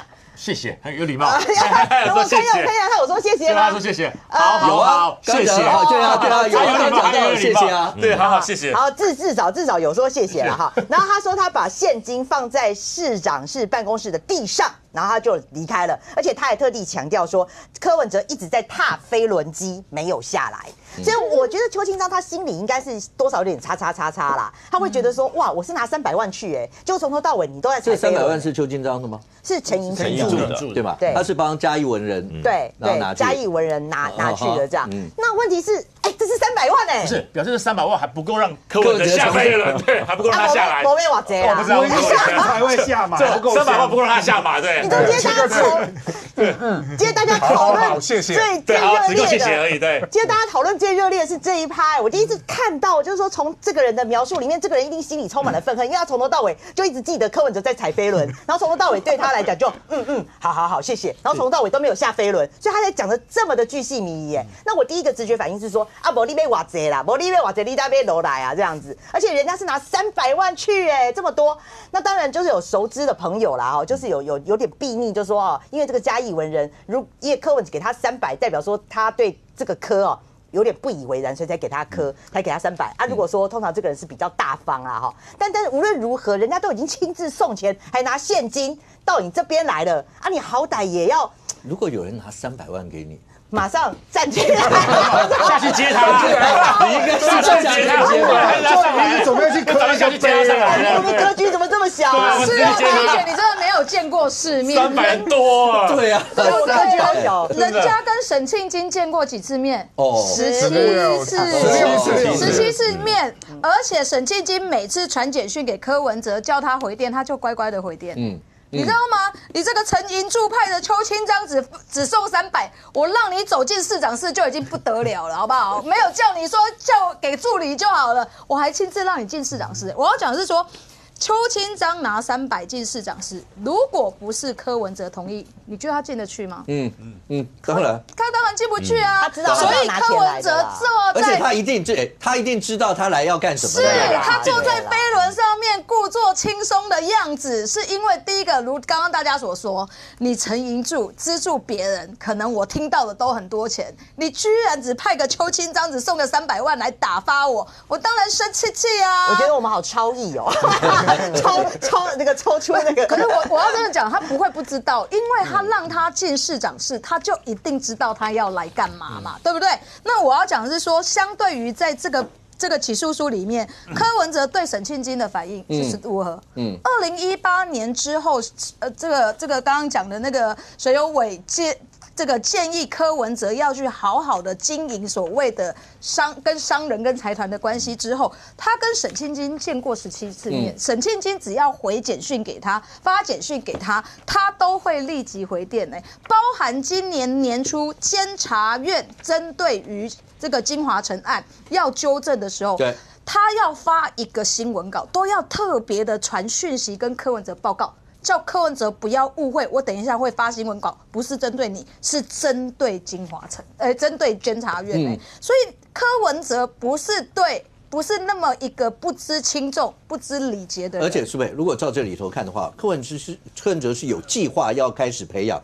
他有一个叫做那就讲副东局或副东媒啦，不管，就是有一个那个计划，要跟正二代、富二代之间那个绵密之间的关系，他是有计划性的要培养这些。讲到这个事情我就想到说，这个包含刚刚这个博弈也在这边，对于这个起诉书，国民党的态度总是让我觉得很奇怪。我们觉得不，起诉对起诉，但我还觉得柯文哲很过分了。这要先讲对。这个案子其实第一个是钟小平去检举的吧？对，对不对？这件事情让起诉之后，让钟小平不用等滚钉床，他不用滚钉床。可是吴怡轩叫钟小平道歉，他直接发脸书叫钟小平道歉，他的意思是说，你讲那么多钱哪有？哪来的？我告诉你，还没有到最后，不用先抢瞎。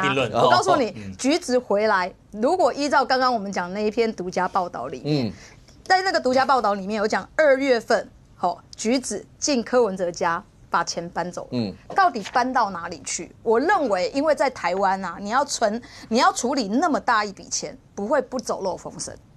所以这一笔钱是不是橘子真的把它藏起来了？藏在哪里？橘子回来就知道。不过我觉得我刚刚会讲国议的原因，会讲国民党的原因，是因为国民党针对北检这些起诉说好，你说你针对1500万啊，这个证据啊不够明确这一件事情，你当然可以要求北检去做检讨，或者是北检说明。可是他们今天是针对北检说，北检不能压人取供啊。那个要有证据才能压人呐，我就觉得证据刚刚那个900多页不是证据吗？而且不只有物证，还有人证朱雅虎也是你们以前国民党的官吧？他怎么说的？他说他给了210，对不对？这一些事情难道不是都是这个跟国民党相关的吗？还有包含这个彭正生也认罪了，所以他被减刑减了3年，这些都是啊。那国民党这个事情就让我觉得很怪嘛，就是说在这个起诉书里面也有讲到说，柯文哲为了厚植自己的政治实力，所以呢要把这个关系弄好。那过去他就曾经讲过。这也是在小五哥的节目讲的嘛，政商关系非常高雅，都是用刀叉吃人肉，所以他在市长后任的时候，后期的时候开始延揽财团的3代、2代进市长室实习，而这就是范有伟给的建议，要求他改变自己反商的形象。另外呢，也借由这个所谓的1月13号总统选举失利之后啊。启动了所谓的副东局计划，而这个副东局计划其实就是来自共产党，来突破国民党的一个计划嘛，这个副东局的爸爸就是国民党当时守东北的官，他有60万大军。那副东局其实是当时共产党的秘密党员，他为了知道这个副东局爸爸相关的这个步军的一些资料啊，叫副东局回去偷爸爸的钥匙，把爸爸的相关的资料全部都拿出来嘛。那这个民众党就借由这个所谓的副东局计划，开始的去针对国民党的所谓的正2代跟富2代去进行了解。那他这边你看，他甚至讲说，周瑜修啊还曾经问过说，竹中镇长的女儿是谁？有人可以去接触一下吗？我们要执行副东局计划，你看到吗？光接触一下这一件事情，就都很共产党的用语。所以包含今天谢点玲也出来帮忙讲话，帮这个所谓的蔡壁如讲话。那国民党现在又帮柯文哲在起诉的时候，对于北检也有批评。我就在想说，国民党过去在中国的时候，被共产党用这一套歼灭了你们，让你们逃到台湾来。那在这一次选举里面，柯文哲身为毛泽东的信徒，也用同样一套，然后让国民党整鼻子灰嘛，蓝白合难看至极，还让你们很多的这个国民党里面的所谓的正2代就分裂了嘛。我刚刚讲的谢点玲跟谢依凤，一个弟弟一个姐姐，就完全支持不一样的。所以这个国民党还要继续支持下去吗？我觉得有点糗。我补充一点，国民党这次是站在公正、客观第三方角度来判定这个事情。北检有问题，我们强烈谴责；柯文哲问题很大，我们不会放过。所以蓝白合的议题，我觉得以目前的状况，可以先告一个段落。当然，立法院有他们可以合作的议题来讨论，但是柯文哲状况，我强烈建议了，柯文哲的状况真的是不好了。这种东西大家看了都知道，观感很差。所以接下来未来的2028年什么总统、什么副总统那些，我觉得都不要再去提了。可是国民党用压人取公这件事情来形容北检，我觉得有点夸张吧？这么多的证据，对，也许这么多的证据，也许用的词，我觉得的确是可以来讨论了，没错，因为有些证据也许不完全，但有些证据很明显连民众党都不敢出来反驳嘛。所以这个部分，国民党当然也许在立法院的角度上，他会希望跟白银有更多的一些合作，但是我觉得就客观的角度上来看，事实是如何就是如何。柯文哲有状况，不需要挺他；但是北检有状况，我们也勇于讲出来，就是我们态度。那个副东局计划，我稍微补充一下啦哈，就是说。我会觉得说，第一个就柯文哲太信奉共产党了吧？因为这个，而且他举副东局计划这个部分，这副东局跟他的爸爸下场并不好啊。我跟大家解释一下，因为副东局爸爸傅作义，你知道他那时候华北剿总司令，那时候北京为什么那么快丢？那我们那时候叫北平后来现在叫北京，那时候为什么这么快丢掉？因为本来北平跟天津之间互为犄角之势。那时候，傅作义他们在那边守的那时候，一直觉得说可以守，大概可以守好一阵子。然后只要天津撑得住，北京还可以撑一阵，然后再等其他来源之师。结果没想到天津大出意料之外，很快就丢掉了。到了北京以后，然后再加上副东局是他女儿，那女儿一直跟他说何必呢？的中国人不打中国人。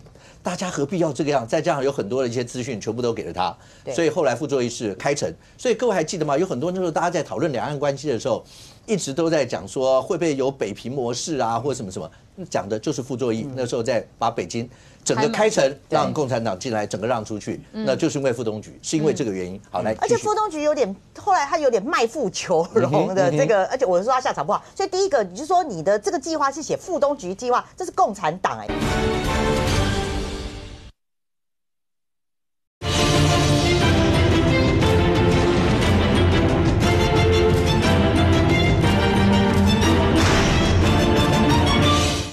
一直都在讲说会不会有北平模式啊，或者什么什么，讲的就是傅作义那时候在把北京整个开城，让共产党进来，整个让出去，那就是因为副东局，是因为这个原因。好，来，而且副东局后来他有点卖富求荣的这个，而且我说他下场不好，所以第一个你就说你的这个计划是写副东局计划，这是共产党你就知道说柯文哲好像就是很信奉共产党这一套。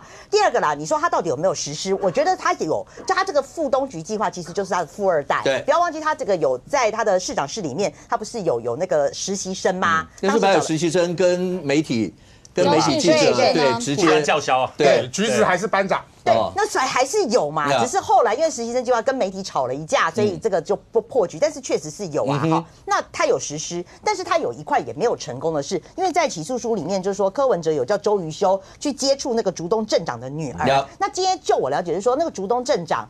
这个他本来有挺柯文哲，后来跟柯文哲闹翻了。那后来柯文哲去找了这个镇长的女儿，可是人家镇长女儿是学艺术的，根本对政治都没兴趣，所以看起来他也找错人。然后后来又叫他去找了，他说他自己找了张家俊，然后找张家俊应该没有下文之后，就说叫周瑜修去找张家俊的弟弟。所以他看起来是分两块，一块是用那个实习生计划去培养正二代、富二代的人脉，然后另外但是自己去接触，比如说哇，我们墙角啊，对呀，那你还挺他？我没有挺他，我真的会很过分。他的所谓正二代跟富二代的计划，最重要的是什么？是借由正二代跟富二代改变第一代的态度来支持他，给他金援，给他票，这才是最重要的。小哥补充一下啦，就是其实那个李文忠跟朱雅虎的这个简讯就是那个210万的这个佐证啦，以前都只有讲那个小沈很小气啊，对，然后呢这个已经捐了这个210然后560改建，结果他完整的简讯秀出来，我觉得检方也很刻意，你看居然是蓝底白字，对。然后呢？内容朱雅虎他说什么？他说我用革命军人中间这一段对，革命军人的人格保证，我一定会保护民众党及我最尊敬的市长。结果他是第一个认罪，然后第一个供出来。我想说，哇，原来革命军的人格就是这样。那当然后面扯出什么他对郝龙斌怎么样啊？对。然后呢，钟小平啊，跟这个萧景田啊，怎么样合作去弄他的好兄弟陈景祥？这个当然，这个就变成是政坛八卦了。这一封简讯的公布，我认为这个对蓝军来讲可能会造成一些后续的这个效益。这反而是我觉得这个起诉内容里面一些比较意外的收获。OK，可是你看柯文哲在用人的过程当中，会不会他也意识到未来会有某一些的状况？譬如说，在这整个里头，包括这次被起诉的，其实大家一直在问的有一个人，李文娟，还记得吗？大家一直在问穆可到底是谁的？因为李文娟是挂负责人。对，但是结果后来呢？今天北检人讲说，柯文哲实际掌控几个，包括穆可。对。可是柯文哲为什么要用李文娟？博弈要经得起特侦组的盘查，这是一个必要条件。谁会用人？第一个想法就是你能够经得起被日本人当时抗战的时候严刑拷打吗？我又不是在选抗日地下组织的人，他为什么要这样？表示他一开始就知道穆可恐怕不是走正路啊。对啊，对啊，要走偏了啦。但也很明显的，李文娟好像也没有挺住他。对。不过我先讲，北检的起诉书讲的柯文哲有4大组织啊。第一个众诚顾问公司，第二个穆可公关公司，第三个众望基金会，第4个新故乡智库协会。这4个组织全部都跟募款有关。我真的不懂。民众党到底是政党还是财团啊？我觉得柯文哲不去从商太可惜了，从政干什么啊？我每一个所有组织都在募款，都在赚钱，都用账户。这么多过程一路下来，我说实话，我不晓得他到底募到多少钱。其实这个已经是存疑了。我们现在看到都台面上的，台面上有多少，包括了橘子如果有回来，或他如果有之后有说明清楚的话，也许那个金额会跌破我们的想象。他的屯田计划，我们都认为是笑话20亿，说不定他已经达成了，也不知道。很难说，但问题是我必须要提到这整个过程当中，先讲了柯文哲以前是做什么，医生嘛，我相信他对理财不会有那么的专业，那跟他完全无关。但在短短的这几年之间，10年多的时间，柯文哲组织了这么多的组织，并且还有这么多金流募款的想法，其中有一个人，我觉得他真的脱不了关系。黄珊珊，为什么？我真的觉得他脱不了关系。很简单，黄珊珊，因为黄珊珊、陈佩琪跟蔡壁如在这一次所有的过程当中都是正全身而退，都没有问题。但问题是，我就真的很妙了。要知道，黄珊珊从以前当也选过非常多的几十年了，后来当了柯文哲副市长，甚至代表了民众党参选台北市市长。到最后，柯文哲选总统的时候，他是他的进总的总干事，也就是说，贴身的都是他，而出主意的跟黄珊珊会完全不知情，至少在这4个组织。黄珊珊委员都完全不知道，没有给任何的意见。我个人会觉得不是那么的现实啊，因为一定会给些意见，柯文哲做参考，觉得要不要去用嘛。但这一次黄珊珊委员完全全身而退。第一个，我佩服黄珊珊委员。对。这里头有一段是讲到说那个跟黄珊珊之间的简讯，对，那个简讯 LINE 里面的对话里面当然是讲说，那神经已经给过了，不要再找他要，然后对，而且他财务状况也不好。黄珊珊有讲说那是隔1年的简讯啊，他说你为什么要把这2个摆在一起？但最起码这些事经过北检以后，觉得这个大概跟本案没有这么直接的关系。我现在其他来宾等会会讨论黄珊珊委员的东西，但是我真的要讲。黄珊珊委员非常厉害，到现在全身而退。但是有一个地方，他真的必须要负起责任，就是道义责任啊。黄珊珊委员一路以来，我刚刚讲过，跟柯文哲是最亲近的，所以严格来说，黄珊珊委员应该是柯文哲主席的防火墙。他要挡在他前面。结果这个事情曝光完之后，只有黄珊珊委员这防火墙没起火啊，其他全部都烧光了。柯文哲后尘全部都沦陷了，甚至柯文哲可能会被判28年又6个月的重刑啊。这个事情。我不晓得黄珊珊委员你到底有没有罪？以目前来看，你没有罪。但是你在道义上，在政治上，你觉得你对得起柯文哲市长吗？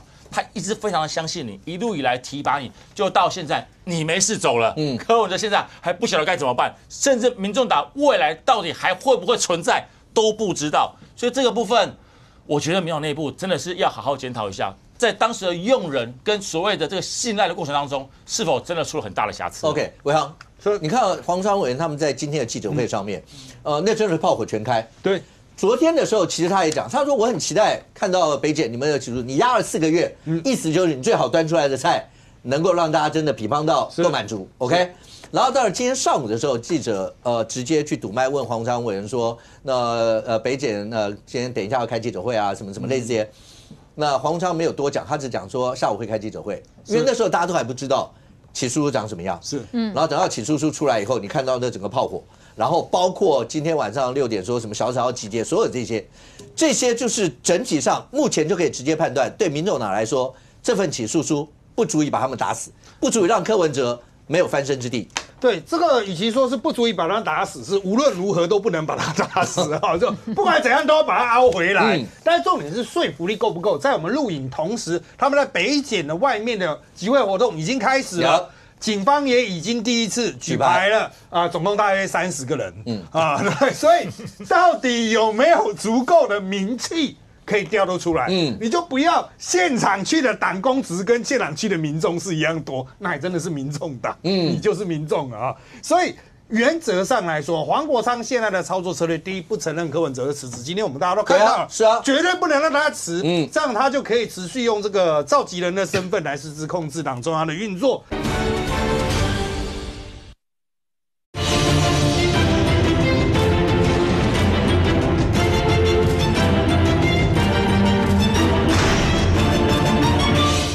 可以调度出来，你就不要现场去的党公职跟现场去的民众是一样多，那也真的是民众党，你就是民众啊。所以原则上来说，黄国昌现在的操作策略，第一不承认柯文哲的辞职，今天我们大家都看到了，是啊，绝对不能让他辞，这样他就可以持续用这个召集人的身份来实质控制党中央的运作，就不会有后续什么代理党主席，因为一旦有代理党主席，柯文哲真的掰了，立刻进入后柯文哲时代。对于现在所有都还在透过柯文哲政治养分啊、政治遗产在求生的民众党人来说，当然是很不利的嘛。柯文哲不能垮，垮了之后陈智菡怎么办？真的是要去法庭面对吗？下一个党主席搞不好不会聘他、好，所以这一系列都是就是有连锁反应的，所以他们不能让这个连锁反应发生。所以他的诠释策略很简单，一切都是假的，所有提出来的证据都没有实质效力。那你会说怎么谁说了算？以黄国昌说了算，民众党说了算。民众党只要气势十足站出来讲没有金流，那就看到底相信这一个的有多少。那所以当然了，他们接下来我认为还是会采取拼场的策略。可是呢，因为法院外面就是今天北检，明天大概的法院在旁边而已。法院外面就是不能集会抗争，就很容易被打散。所以我觉得这一股后续的操作，他们其实事前并没有想清楚。当然，其实透过事前的一些消息，大概我们预期就是跟《镜周刊》的内容相比北检的起诉书应该不会有太大的落差。这一切都是可以沙盘推演，但他们却只推演出这样子的程度。其实我个人是觉得有点失望就是你好歹拿出一些新的，人家没有什么新意，你也应该拿出一些新的东西，否则还是在原地打转嘛而且最重要一点，我必须要说，黄国昌你昨天才在立院骂潘孟安你怎么吃饭？你有没有去吃饭？你吃饭怎么样？今天柯文哲跟沈清熙见了17次，你可不可以拿点同样的标准出来啊？所以我觉得这真的最现实的，你柯文哲跟这些企业主多好，见了多少面，吃了多少饭，收了多少钱，谈了多少事你黄国昌，你要不要把用来对潘孟安的标准拿来对柯文哲？我觉得这是最基本的吧。所以如果他们不解决这个问题，以后连黄国昌在立院的问政，大家都会拿同样的这一本这个怎么办？所以民进党的反咨询就把这一本竖在了一个咨询台前面。你就玩不下去了，所以我觉得真的差不多该到换招的时候了。OK， 怎么样？我补充一下这本起诉书有3个面向，第一个在司法面向当然所谓的收受贿赂这个1500万，他们现在整个民众党压在打这里嘛，但是司法的收受贿赂虽然它刑期最高15年。但是对于民众党，对于柯文哲最伤的，反而不是收受贿赂这1500万，反而是政治现金案里面这些滴滴答答的小草 QR code 折扣嘛，这些反而是对民众党最伤的。这本起诉书也写了非常多的这些事情，而且另案侦办他们现在的核心人士。这个才是对民众党最伤的，所以民众党你说那个包括 QR code 嘛，他们那个 QR code 折扣嘛，这些东西，反而这些事情未来对民众党的政治诚信来讲，对于所有的募款来讲，这才是最大的伤害。不要忘记了，他们还在想所谓的政党补助款现在他们不承认柯文哲辞职，政党补助款我一定要政党的负责人来签名才能领到。你们现在到底要谁来领这笔钱？所以对于民众党的发展呢也好。他们关于小草的交代，这些政治现金反而是最伤的。那另外就是这柯文哲的政治人格嘛，这些政治人格，不管是共产党跟国民党的斗争皇帝的形象，还有他的用人标准，种种这些对于柯文哲的不信任，结果现在整个民众党还是把自己的这个政党跟柯文哲绑在一起，这个伤害还会持续进行下去。杨明现在看起来的话，民众党的态度确实这样，从一开始今天的记者会直指赖清德政府。直接用这样的词，然后包括今天你说要小草集结啦，所有这一切，目的这一定是政治上面要诉求，而这个诉求你觉得会有用吗？国外也有很多的媒体，包括今天有报道，包括我们的第2大在野党主席，然后相关的一些讯息，而这些对于未来来讲，因为刚才有讲到目前为止，最起码他们还是告诉你，党主席就是柯文哲，就等着他回来，而这个态度会一路往下，都是这个样吗？对，我们先看这个外媒的部分哦，其实你可以看到，不管是 BBC 啦，这个路透社啦，日本的这共同社，还有这个朝日新闻，其实像日媒你看那个标题，我们都，即便你这个是日文汉字，你都看得懂完全看得懂基本上都是在讲说台湾的一个总统的落选人他叫柯文哲，或是前台北市长，他涉嫌了这个所谓的贪渎舞弊的弊案，或是挪用政治现金的案件，那他被这个囚刑28年6个月，大概是这样的一个调性，但是这里面，我觉得民众党今天下午的态度某种程度上，当然我刚刚强调的就是说，那个15年的最重的那一块，因为1500万的某实地不详，这一块反而成为民众党的，我觉得叫做生路，这个确实是一个生路怎么讲？因为你没有一刀毙命，你没有一刀毙命，对民众党来讲，我就可以说你是在栽赃，你是在这个瞎扯那。当然，我觉得后续的法院攻防是一回事，但是政治攻防是现在这一刻马上就要启动的。因为对民众党来讲有一个很难的难题嘛。当初高虹安的时候，你没有用这个态度高虹安那时候被控的起诉是几十万，对，11万。他你说起诉，检方起诉我记得是60几万，60几万。然后那时候这个民众党很快速的就把他停权可是今天呢，像林富南他说，第一个就算要移送中评会，我们都要让当事人有说明的这个时间，否则不会处理。那个时候有让高虹安当事人说明吗？我好像没有，好像没有那不管怎么样，他们说现在那个办法适用的已经不同了啦那没关系。所以我说现在开始，民众党既然已经定调是要对抗，是要跟这个起诉的这个北检对抗，那对民众党最好的一个下一步是柯文哲必须要交保。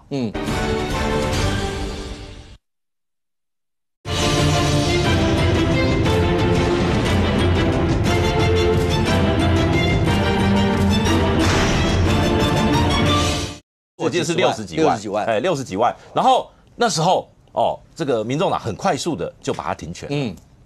可是今天呢，像林富南他说，第一个就算要移送中评会，我们都要让当事人有说明的这个时间，否则不会处理。那个时候有让高虹安当事人说明吗？我好像没有，好像没有那不管怎么样，他们说现在那个办法适用的已经不同了啦那没关系。所以我说现在开始，民众党既然已经定调是要对抗，是要跟这个起诉的这个北检对抗，那对民众党最好的一个下一步是柯文哲必须要交保。因为柯文哲如果续押，目前不管他辞职与否，或者是处分与否，都会悬而未决。这个对民众党是最伤的，这个叫做内部的压力锅。如果有一天有一个人忍不住了，比如说高虹安的粉丝跳出来说，民众党你们很不够意思，当初高虹安你们不是这样双标，这时候可能就会炸锅。可是如果柯文哲一交保出来，第一件事情跟大家讲说，谢谢大家支持，我辞职完真的，我要认真打官司，让我辞。然后呢，我说你们赶快决定。如果今天这是我一个假设，或是他说我没有要辞，我上礼拜是因为我觉得我这礼拜可能会被续押，就是他不管怎么讲，都会是政坛的焦点，也能够让现在这个应变小组能够下台阶。所以我说，如果交保或不交保，才会是接下来，因为民众党态势已经拉高了。那他的交保或不交保，就会成为接下来观战最重要的重点。OK， 苏培来最后问一下，因为这整件事情我们一直在讲说起诉书影响非常的大，影响到民众党未来会对这件事情的反应，然后甚或在这次的羁押庭是柯文哲被羁押4个月以来第一次能够在不管是在法庭，因为法庭已经是公开庭了，那公开庭透过一些其他的方式，让所有的民众看得到。你觉得柯文哲在这里面，他的法律术语多还是政治术语会多？当然是政治术语多啊！他也不是已经传讯息告诉大家，就是往政治迫害的方式去操作嘛。但是问题是这么多，比如说刚刚大家讲的，他收受这么多的政治现金，而且这些政治现金都预约了收受的时间，也预约了那个金额，他到底应该要怎么样去回复？这是第一点。第二个部分就是有关这个民众党现在讲说柯文哲没有违背职务收贿，所以这1500万啊，这个北检没有把资料调查好，时间、地点、收钱的地方都没有讲，包含钱在哪里都没有。如果你帮柯文哲抱不平，请问李文忠要不要抱不平？李文忠今天被起诉的3个罪，17年，一样跟柯文哲几乎完全一模一样的罪哦，违背职务受贿罪。好，然后这个背信，然后这个公益侵占，全部几乎都是一样的。如果你们帮柯文哲抱不平，不要忘记李文忠是你们在第一时间就开除他党籍。你们开除他党籍，你们现在也不帮他抱不平，可是他做的事情完全就是柯文哲叫他做的，而且柯文哲还在起诉书里面，大家看到柯文哲做的所有事情都跟李文忠讨论，那你们不会很矛盾吗？所以我要讲的是说，今天他们动员晚上下午6点，小草要站出来，请问小草要站出来干嘛？小草在其中里面有柯文哲不是吗？你知道这里面最多应该加一个李文忠啊，刚才讲了。你知道柯文哲拿了最多钱，被指控拿了最多钱的是政治现金，拿了6234万。这里面有一部分就是朱慧龙大妈老司机所说的。柯文哲在最后2天捐200那个部分，全部真的都是捐到木可里面去，因为柯文哲的政治现金专户在线上的支付平台是哪一个？是应援，木可的是绿界，那绿界就是木可去成立的，所以大妈老司机当时讲的事情完全是真的，所以对小草来讲真的情何以堪。我最后2天捐200，全部被你柯文哲跟这个所谓的陈志涵这一些人用所谓的什么折扣码，全部把这些钱拿走了，对他们来讲情何以堪啊！